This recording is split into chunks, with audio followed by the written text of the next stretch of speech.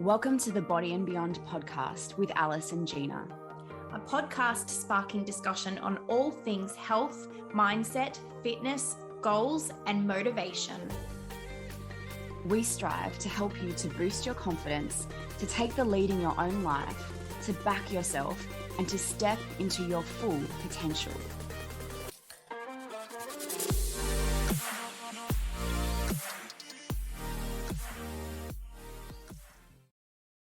Body and Beyond is proudly sponsored by The Seed Cycle.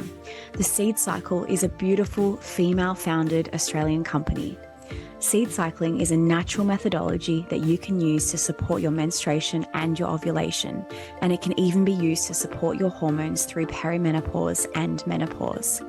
If you'd like 50% off your first month subscription, use the code BODYANDBEYOND at the Seed Cycle website www.theseedcycle.com.au. Hello and welcome back everyone to the Body and Beyond podcast with Gina and myself, Alice. Today we have our special guest, Dave Nixon, back for part 2 of attention versus intention. And we're also going to be talking a little about motivation as well. Dave, how are you? I'm well, Alice. Thank you. Welcome, Dave. Thanks, Jean. How you girls doing? Good. Very well. Swell. Yeah, very good. So, Dave, let's get everything started. What would you say is the main difference between attention and intention, and living intentionally versus attentionally? So I think this was the goal of our last podcast from memory. And then it was like just a delightful catch up on all sorts of things. And like I mentioned before as well to you, Alice, when we look at, let's call it a psychological realm, as in mindset or subjective or thought space or whatever terminology we use. We're just going to, if I use any variation of those terms, it's just meaning to the way that we think, the way that we create our inner experience. And so nothing like exists by itself. So if we talk about intention, what is our intent, that doesn't exist by itself without it impacting everything else within that space, right? Our personality, our goals, our values. So it's hard to talk about one thing without letting it kind of bleed over into everything else, in the exact same way that bicep doesn't exist by itself necessarily. Otherwise, like, it functions still. People go, what about a bicep curl? It's like, well, what are you holding on to? You're not holding on to something with your bicep. So it still doesn't exist by itself. It still, plays a role with everything else. I think the other thing to place emphasis on here when looking at, I remember being on a coaching call with my coach, basically did all my study through the coaching room, Jay. I've got a couple of podcasts with him. And I can't exactly remember the subject the coaching topic I brought up, but he spoke to me about, and it might have been to do with me not having a grasp of my priorities. And so I was kind of doing lots of things, but never really doing any one thing. And he spoke about intention versus attention. And I had more conversations with him where this was laid in different ways. But really what it came down to was, am I doing something either for attention or due to it catching my attention, rather than taking a moment to think for me personally, is this truly what's important for me? Is this allowing me to move towards what I want for me? And what I want for me, this is what's so important when I use it. I don't talk about you buying a house. I don't talk about you having a successful job. I mean who you are. Because we all know we can have a, inverted commas, successful job, a big house, be married, have kids, and be depressed. And we all know that we can be, for me personally, I was, I house sat for 3 years, and there was times in there that were really, really dark and hard. And there's other times that were completely just like free, more towards the end when I had a lot of my own lessons. And so it's sort of looking at this idea that what you want for you is you as the human. Like, you, as you grow, as you unfold, as you develop, as you move through stages of life, who do you want to be? Because then it doesn't actually matter what really happens around you, because if you grow, you can change and deal and adapt around what's happening around you. And so that's what I truly mean when I say, what do you want? And funnily enough, it kind of fits in with this cliche quote, but it's really quite beautiful. When everything falls into place, then I'll be at peace. It's actually, when I'm at peace, everything falls into place. And that's the kind of space when we live in intentionally, it's more to do with that. It's like, well, what's within my control? My thoughts, my feelings, my emotions, my words, so words being my speech, and then also my behaviors. If they're the really thoughts and, let's say, feelings and emotions are the same thing, there's 4 things within your control. And so with the way that I'm living in those 4 things, everything else is out of my control. Some things are in my influence, but everything else is actually out of my control. And so I look at those 4 areas of my life. Am I just doing that habitually? Am I doing that either for attention, or because I got approval when I was younger, or because it's the thing that's floating past, it's a shiny thing that's floating past my attention right now? Or am I living intentionally in the moment based on what's truly important to me as a human being? Short answer. So just to clarify, you did mention at the start that neither was good or bad or positive or negative, right? So I wonder, how could attention be brought about in a positive way? Just as an example. Well, funnily enough, living at attention in the examples that I gave is actually still an intention. Mm-hmm. It's just whether or not it's serving you now or it isn't, right? Mm-hmm. So a lot of people kind of still struggle with this, especially adults, because we've lived so long, 30, 40, 50 years, a particular worldview. And then the idea that some of our personality traits were developed because we were still trying to get approval from a very young age from a father figure or a mother figure, whatever it may be. This is just one example. That we're still actually running the same pattern as a 35-year-old. Like, that can be groundbreaking for the person in many ways, as in, like, they go, are you saying I've never actually chosen the way that I've behaved? I've just been behaving almost habitually. People say naturally. A lot of it's nurture. There might be some nature, of course, genetically and so forth, but a lot of it's nurture. They're still acting with the intent of getting an approval, so to speak. But that equation worked as a kid, but grabbing that same habit, that same personality structure as an adult and running it, right? It might work in their career because it's like, hey, like, this is, I do really well in my career because of my personality.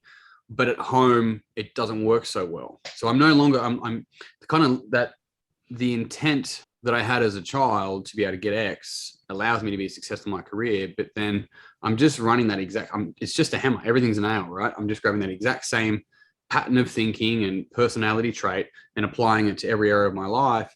And funnily enough, it's not working.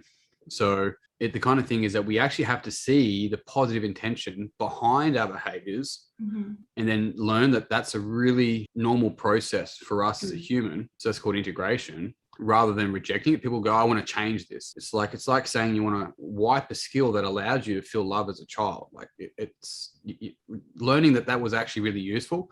Imagine here's an example for you. You've got all your kids in the class, right? You're a teacher, and there's one kid that plays up. If you keep ignoring that kid, you just wanted to change that kid, but you can't. The kid can't go to another class. The kid's going to keep playing up. But if you go and you not intimately in that way, but learn about that kid, learn about his name, what his, or hers favorite things are, how they see the world, they start to slowly integrate into the class, but they're different. But they are no longer an outsider. They're kind of understood rather than just shunned.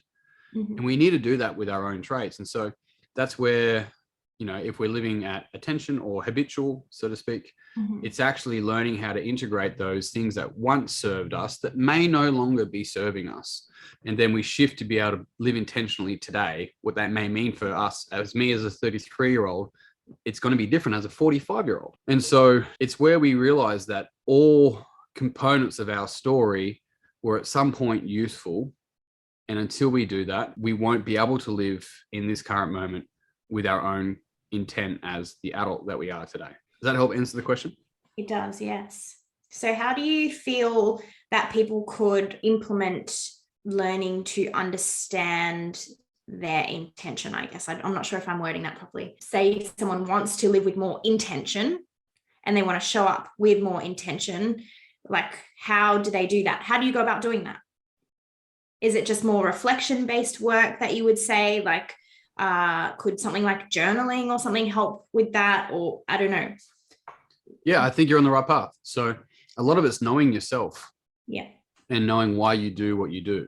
And so sometimes that can be a really difficult exercise. And this is where therapy is fantastic, as long as you get along with the therapist. In the same way, like getting a hairdresser that doesn't cut your hair well, you don't keep going back. You got to find, but that doesn't mean all hairdressers are bad hairdressers, right? That doesn't mean that. So you got to find either a therapist or psychologists, but they usually help deal with the past if someone's more stuck in the past, right? So that's one way. Coaching, and so coaching is usually to deal with someone who has a what's called a healthy sense of ego strength. It means that they can see certain parts of their personality and be like, oh my God, but it doesn't mean like they don't identify as that and that they're bad and they're a bad person and so forth. They're able to see it almost objectively and learn to move through that. And that's more to do really with the future. But there are ways that you can do it with other people. There are ways that I've done it. I've done pretty much all of those. And that was a way for me to speed up the process. The way that we can do it for ourselves is something like journaling. And journaling can be verbal as well. In fact, there's actually less filter if we do it verbally into like a microphone, into our own phone, rather than with our hand. But journaling can be done with your hand. People often don't know how to journal right, which is a great way to start. I don't know how to journal right is a great way to start that, because from there you can literally just start writing and find it difficult. There isn't a right way to journal is what I'm getting at. But the best way that we can start to see our thoughts and see the intent behind them. So the question that we may ask is, if we see a thought, is like, what's that on behalf of?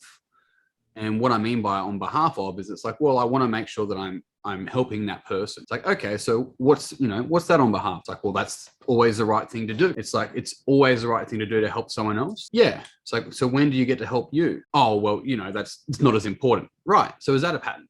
Because if you're constantly in what's called second person perspective or other referent, then the chances is you're going to really struggle to understand your own intent, and it's called a blind spot. So journaling, any sort of speaking and talking through our own thoughts is very beneficial with a trained consultant, let's call it that. Giving ourselves space for quiet. And usually people that struggle with the most struggle with doing that. They struggle with sitting down and doing a self-yoga or a meditation or something similar. There's friction there. If you struggle with it, hey, guess what? Probably where your growth is. So that gives us a chance to just sort of look at our thoughts a bit more, not as us, because we're not our thoughts. It gives us a chance to see our thoughts and see, where did I first learn that? Whose voice is that? And ask these, like, it's the same thing as that kid in the classroom. We get to actually ask questions of it to learn about the thought, because the thought is not us. Oh, my brain just has these thoughts. Sorry for the mechanic noise in the background. My brain just has these thoughts. It's like, so these thoughts, in that case, there's an under responsibility in the person saying it, as if the brain just thinks all these things onto them. It's like, hang on a sec, these are thoughts that arise for me. Where did I first learn that? Where did I first hear that? Is that true all the time? And so we start to question it from a place of curiosity. And this is a really powerful way for us to actually see thoughts and patterns that may no longer serve us as an adult, and to kind of like, rather than take them as truths or beliefs, we get to pull them apart a little bit and realize that, okay, that thought maybe at one point was useful, but maybe it's not true all the time. And that's the way that we can start to actually break down things that have us and that run us habitually, intentionally, and start to go, and this is where a lot of people may struggle. Well, what do I want out of the current situation? And why is that important for me? So leaning into what's called first person perspective. I'd love to get your thoughts on this, Dave. But, in today's society, with the massive rise of social media and essentially everyone's attention being potentially taken left, right, and center, I think a lot of young humans, males and females, are growing up. There's a lot more prevalence of depression and anxiety and comparison. So a lot of young people, especially in their teen years and their early 20s, are comparing themselves to other people through social media platforms like Instagram or TikTok or whatever else is next these days, Snapchat. So my question is, what's your take or any advice you have for young people when it comes to them finding that their attention being diverted and then dwelling on themselves or their situation? Or what advice would you have for younger people struggling with that? Younger people struggling with their attention, like essentially, they're giving their attention to social media platforms, and then that impacting their mental health. So a big part of it is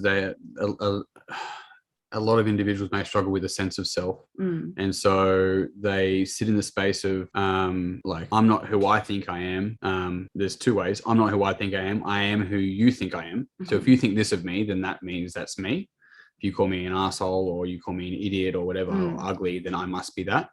And so there's actually a lack of self, a lack of, well, it's actually called a conditional self-esteem. So my self-value, esteem is another word for value. My self-value is based upon what other people think. And that's a really dangerous space to be in, especially when, you know, I have access to what people may think of me in the palm of my hand, and it's really challenging. And so to be able to learn to develop a healthy sense of self is a pretty lengthy process, because a lot of our, I think I actually shared something on my own socials yesterday. Let me just see, this will be able to kind of speak to exactly my point. I shared it. If you didn't feel unconditionally loved as a child, you might find it extremely difficult to believe in your lovability, or find it hard to believe that people love you without you needing to do anything to earn their love. And you can change the word love to approval, or love to value. And so that's one of the challenges. And I hear a lot of things around healing and trauma. And sometimes we think of trauma being like sexual trauma, which is horrendous and it's really obvious. Yet from the space that we teach, it's called childhood pattern. So we do something, we get approval. We're like, I'll keep doing that because I get attention and I get approval, which means I'm good. Because as a kid, you don't know if you're being good or like there's no concept of that. So the outside world is all we know.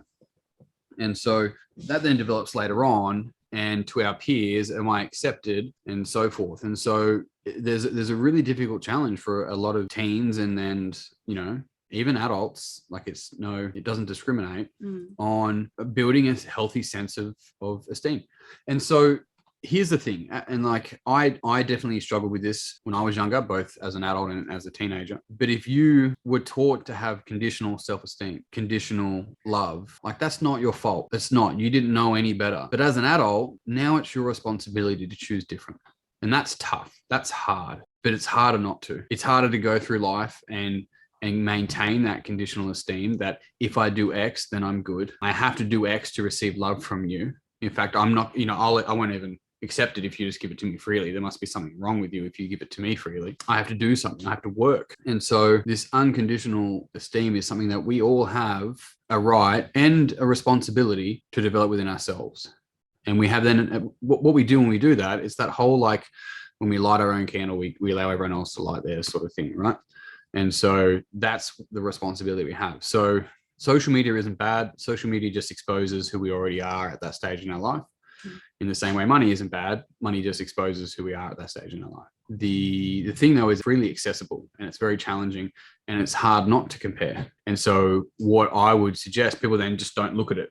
It's like, well, the social media is not the issue. The issue to me sounds like you're comparing yourself to something else. Because if you get rid of social media, you'll see it in a magazine, you'll see it out when you're at dinner, you'll see it somewhere else, rather than like, what's more beautiful, like a tiger or a butterfly, even a mole? They're completely different. It's like, why are we doing this? So the thing there, and it's unconditional esteem is the point that we're looking at. And so there's all these challenges, and we want to acknowledge those challenges.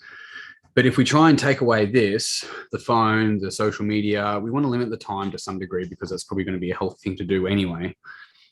Yet the core issue lies in that individual. If we can address that individual, then you can look at social media, and you don't, even if you're there and a sense of comparison comes up, it kind of just washes over you, rather than you identifying that it's like a point of reference rather than or success or love.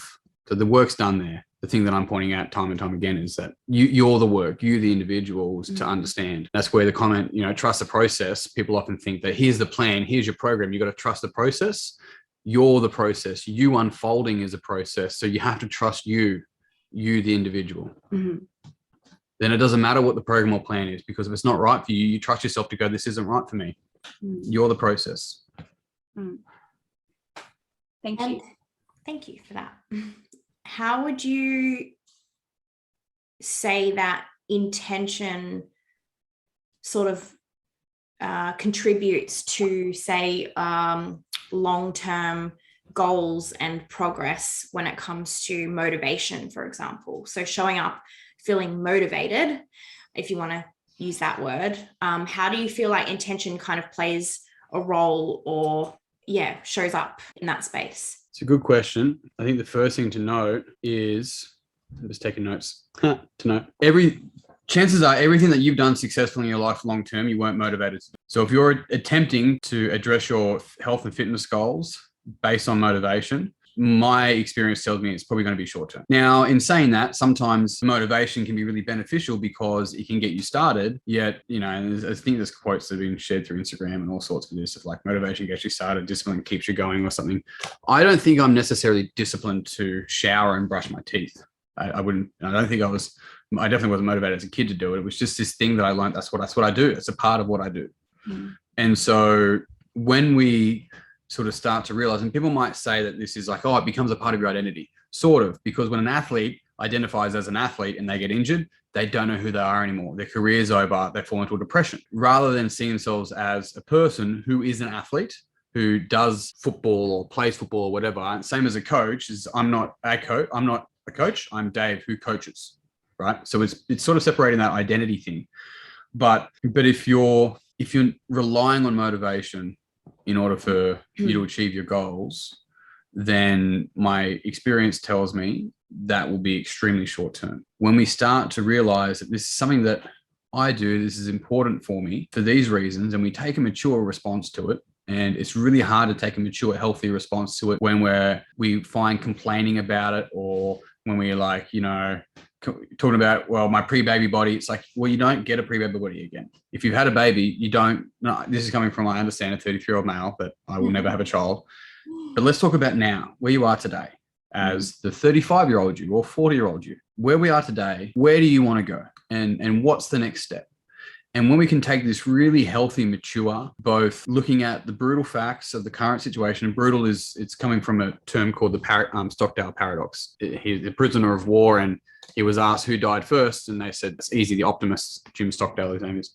He said the optimist died first because we'll be out at Christmas, we'll be out at New Year's, we'll be out at Easter, we'll be out at, I don't know, end of financial year. I don't know if they had that, but we'll be out at Thanksgiving, we'll be out, and it just eroded their hope away, so to speak. But the Stockdale paradox was to look at the brutal facts. It's like, we don't know when we're going to be out. We don't know when we're going to achieve X. We don't know when we're going to do Y, but it's worth working towards it. And it's worth it, not because the goal's worth it, but because I'm worth it. I deserve that. We don't get what we want. We get what we think we deserve. And that's a really important key takeaway. So you got to look at your goals and see what you've written down, and you look at that. You got to ask yourself, do you deserve that? Do you think that you deserve that? And if you struggle to say yes, you're like, what do you need to change in order to say, yes, I deserve that?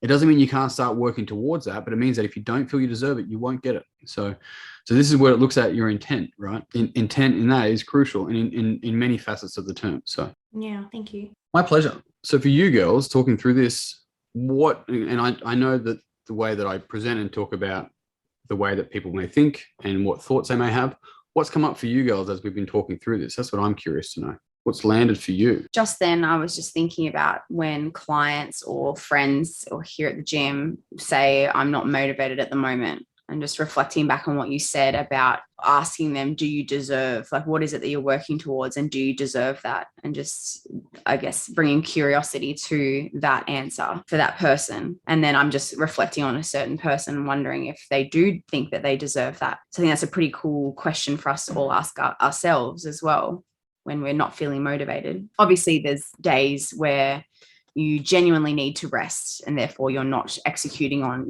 so they have the ability to check in on when it's time to rest or when you're not motivated, and using that as an excuse.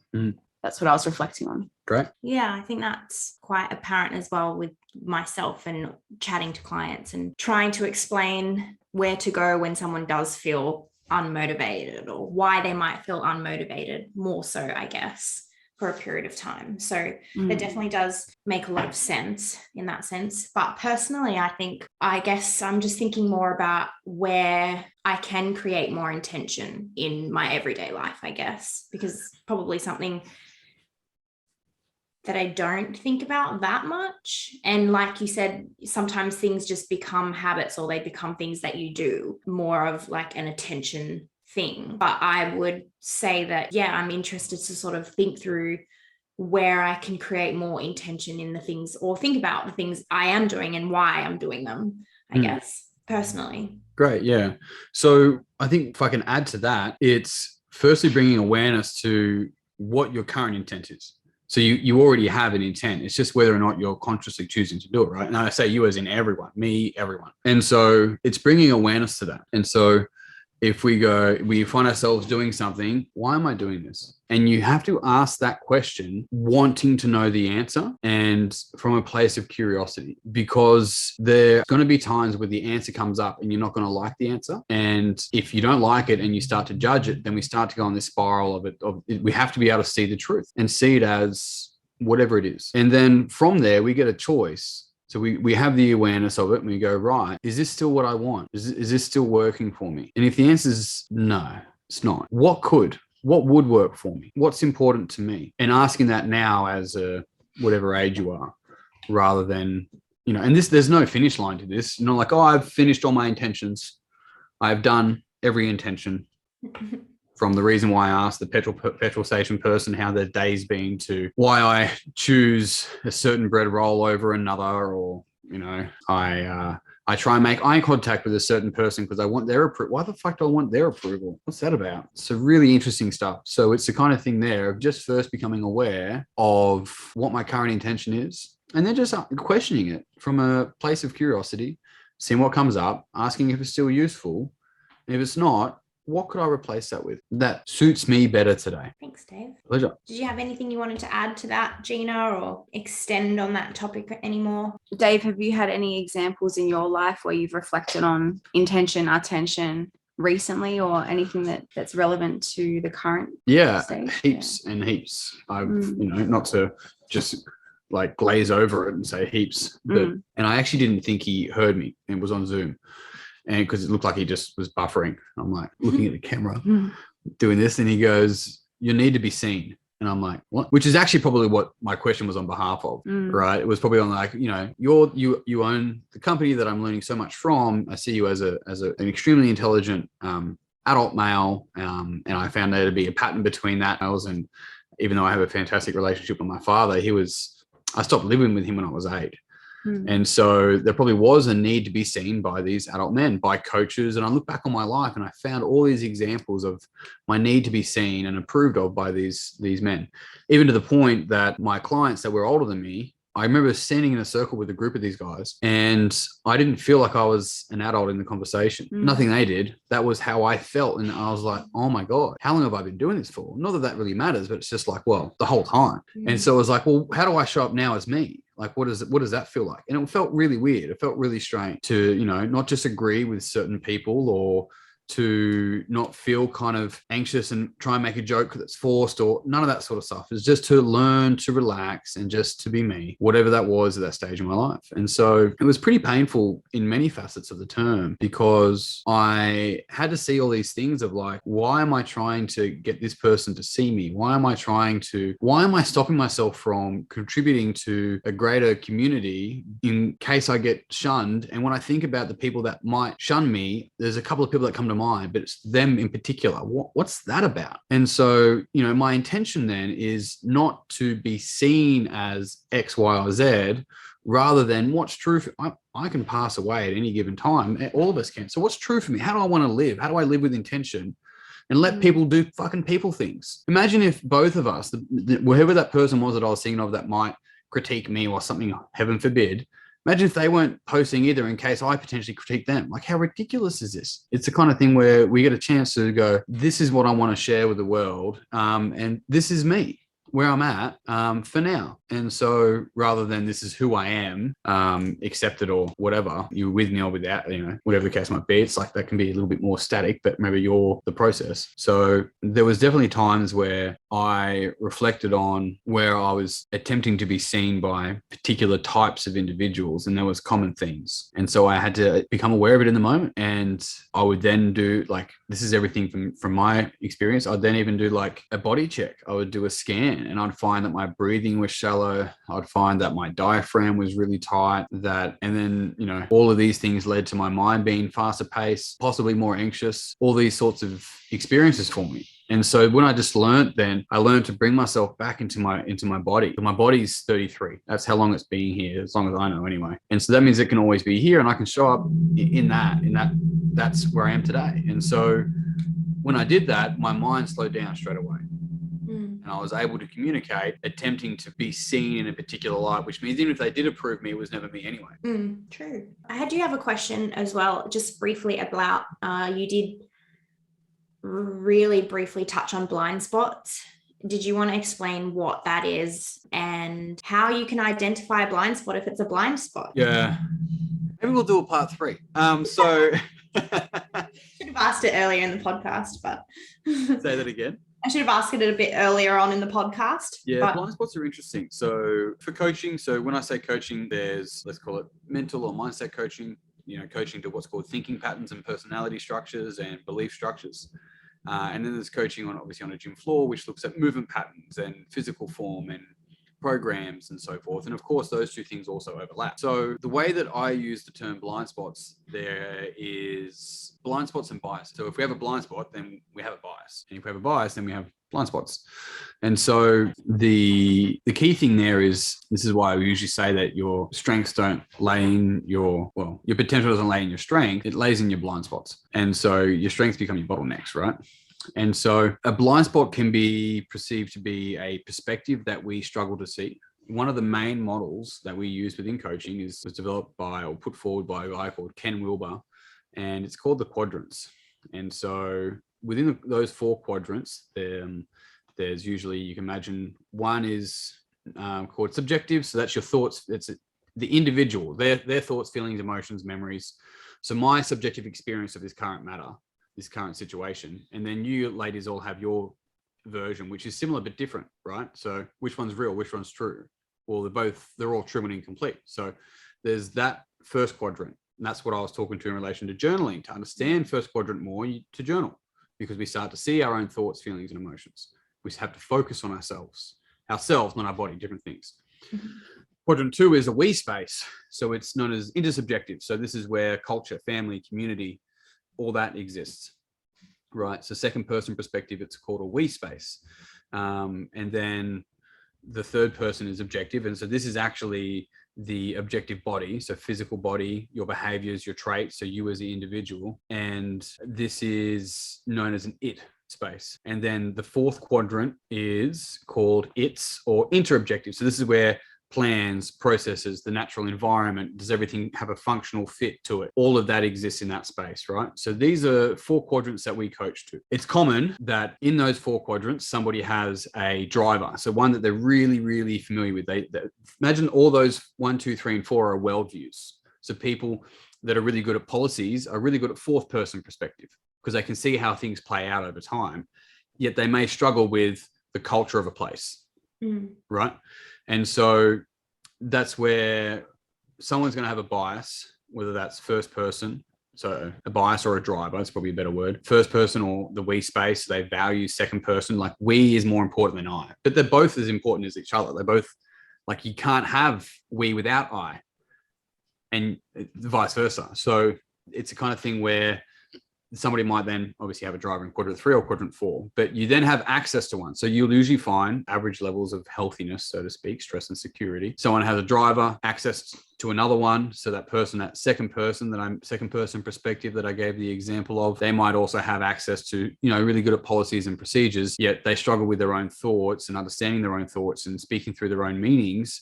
And they may also struggle with their own physical body, behaviors, traits, understanding that, so to speak. So first 2 being a driver, the other ones being they have access to, and then they have one called longing for, and this is the one that people are usually most confused on. So longing just means that it's like they're always attempting to look after themselves, or they're always trying to change their physical appearance, or they're always writing out their plans but never following through with them. So it's this thing that they kind of want to do, but they just don't really, they're not super familiar with that kind of quadrant. And then the fourth one is usually a blind spot. And so what that means, this is why it's very challenging to understand it, because the question is, how do you see your blind spots if you don't No, they're there. Well, you read, you find models that make sense. You can get coaching, you go to seminars, you listen to podcasts that talk about these types of things. But the fastest way to do it is actually through coaching. And I remember going to my courses when I was first learning all these models and coaching as a whole. And they're like, coaching's the fastest way. I'm like, yeah, sure. Coaching's the fastest way. Got it. Let's get through this. And then I ended up doing, I think, somewhere between 18 to 24 coaching sessions. And I'm like, coaching's the fastest way. Because the coach basically holds up a mirror. So the things that come out for you,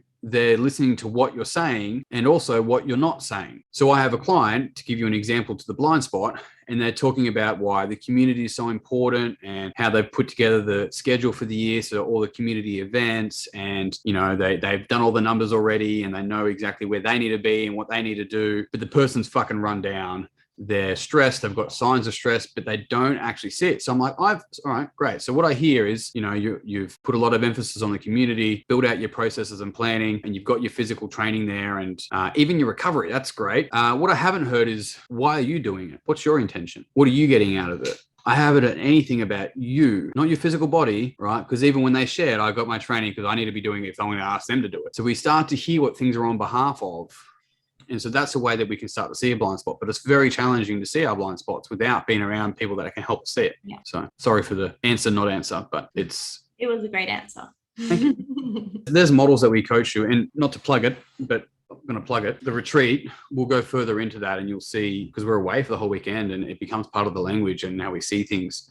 But we go through the quadrants, all the seminars that I run, we run through that sort of stuff. People have access to those models. Thanks, Dave. That was really helpful. Thanks, Dave. Pleasure. Before we wrap up the podcast for today, we often do ask our listeners a question or something to reflect on. So what would be, given today's subject, what would be a question or a reflection you could leave for our listeners for themselves? To run options, but I've got two. One, go back and listen to it and see what questions that I asked throughout the podcast actually came up for you and spoke to you the most. That's one. And so from there, you'll be able to go, you know, that could be, what's this on behalf of? Or do I really want to do this? Or it could be, you know, which is, you know, here's a powerful one for you. If I achieve X, what will that give me that I don't think I already have? And so they're questions like that are worth asking time and time again. And they're going to allow you to have things that really come up for you. So I guess I kind of put one and two together, my responses in here anyway, because it's a couple of questions there for you, but it's a matter of you going, out of what I heard and what I listened to, what was the most interesting and appealing for me? And also when I find my attention being taken by something, you know, bringing it back to what is my intention, or what is this on behalf of? Why am I moving away from what I want most, from my more intentional activities, and letting my attention be taken by this X, whatever that is? Yeah. Yeah. What's the positive intention here? Yeah. Why am I doing this? Yeah. Because there's a positive intention behind every behavior. Exactly. Even if it no longer serves you now as an adult, at some point there was. And commonly you might hear, well, obviously there's no positive intention. It's like, okay, if there could be, if once upon a time there was, what could it be? Thank you, David. Thanks for having me on, girls, and letting me talk for 55 minutes of the 60, I'm pretty sure. Pleasure. And guys, if you do listen back to this episode, please feel free to tag us, Body and Beyond Podcast. And Dave, what's your handle on Instagram? Dave Nixon, Nixon, Flow, FLOW. And don't be afraid to tag Dave as well. Thanks, guys. All right. Have a beautiful day. See you later, guys. Thanks, girls. Bye. Bye.